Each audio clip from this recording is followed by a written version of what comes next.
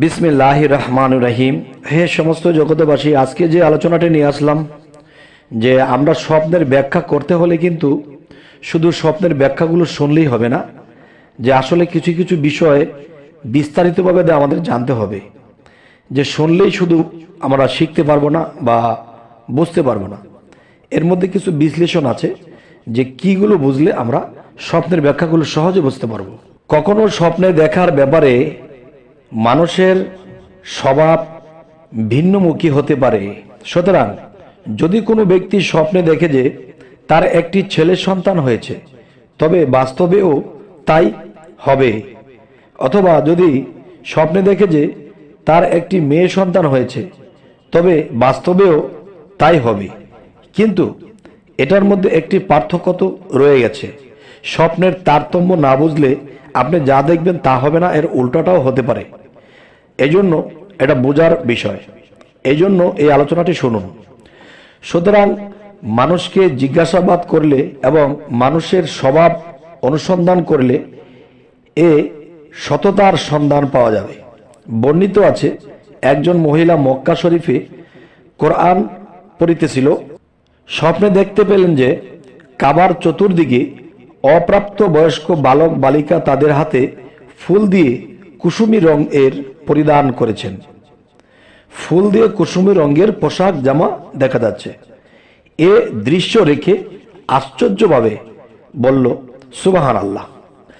কাবার পাশে অবস্থা, উত্তরে বলা হলো, তুমি কি জানো না যে গত রাত্রে আব্দুল আজিজ ইবনে আবি দাউদ বিবাহ করেছেন? সাথে সাথে মহিলাটি জাগ্রত হলেন ঘুম থেকে এবং জানতে পারল যে ওই মুহূর্তেই আব্দুল আজিজ ইবনে আবি দাউদ ইন্তেকাল করেছেন। আচ্ছা, অপরিচিত যুবক স্বপ্নে দেখা, শত্রু আর বৃদ্ধ দেখা, সৌভাগ্য এবং ওই চেষ্টা তদবিরের ফলাফল বোঝায় যা সে করেছে। আর বৃদ্ধের পক্ষ হতে কোনো কিছু দিতে দেখা বা কথা বলতে দেখা, এটা তার ভাগ্য বা নির্ধারিত অঙ্গম বা চেষ্টা তদবিরের ফলাফল বোঝায়। আর এ সমস্ত কিছুই নির্ভর করে বৃদ্ধের ভালো মন্দ, সৌন্দর্য অসৌন্দর্য, পূর্ণতা অপূর্ণতা, শক্তি ও দুর্বলতা ইত্যাদির উপর। অপরিচিতা বিদ্যা মহিলা স্বপ্নে দেখার ফলাফল বৎসরের শুভ অশুভ এবং ভালো মন্দের দ্বারাই দেয়া হয়। সুতরাং বৃদ্ধার ভালো মন্দ ইত্যাদির উপরেই বৎসরের ভালো মন্দ ইত্যাদির ফলাফল নির্ভর করবে। যদি কোনো অপরিচিতা মেয়েকে তার সাথে কথা বলতে দেখে বা তাকে কোনো কিছু দিতে দেখে বা কোনো মেয়ের সাথে আলিঙ্গন করতে দেখে বা তাকে আদর করতে দেখে বা তার সাথে ওঠা বসা করতে দেখে বা তার সাথে শুক্রপাত ছাড়াই সহবাস করতে দেখে, তবে এর ব্যাখ্যা হলো বৎসর বা দিনকালের ভালো মন্দ উক্ত মেয়ের ভালো মন্দ অবস্থার উপর নির্ভরশীল হবে। অর্থাৎ মেয়ে যদি সুন্দরী মোটা তাজা হয়, তবে তার বৎসর ভালো যাবে, শুভ হবে এবং উত্তম জীবিকা লাভ করবে। আর যদি মেয়ের বিপরীত হয়, বৎসর ও ওই রকম যাবে যেরকম সে স্বপ্ন দেখেছে। যেমন মেয়েটি যদি হ্যাংলা রোগা পাতলা হয়, তাহলে বুঝতে হবে তার বছরটি ওরকমই যাবে। আচ্ছা, এবার আসি, স্বপ্নে ছেলে দেখা চিন্তা ফিকির এবং কঠোর পরিশ্রম বোঝায়। আর মেয়ে দেখা স্বপ্নে আনন্দ ও শান্তি বোঝায়। অপরিচিত নপুংসক বা খোঁজা দেখা ফেরেশতা বোঝাবে। যদি কোনো ব্যক্তি স্বপ্নে দেখে কোনো মহিলা কোনো কিশোরকে স্বপ্নে দেখে, তবে সে ওই কিশোরের রূপ, সৌন্দর্য ও ভালোমন্দ হিসেবে কল্যাণ ও মঙ্গল লাভ করবে। আচ্ছা, যদি কোনো ব্যক্তি স্বপ্নে তার ছোট ছেলেকে সাবালক পুরুষ দেখে, তবে এটা তার মৃত্যুর ইঙ্গিত করবে। অবশ্যই যদি আপনি চান যে আমার এরকম স্বপ্ন এসেছে, আপনার ছেলেকে যদি বাঁচিয়ে রাখতে চান নিশ্চয়ই কোনো উলিয়া উলিয়ার সঙ্গ নিয়ে তার পরামর্শ নিন। ইনশাআল্লাহ আল্লাহ সে উচিলাতে তার হায়াতের ব্যবস্থা করবে।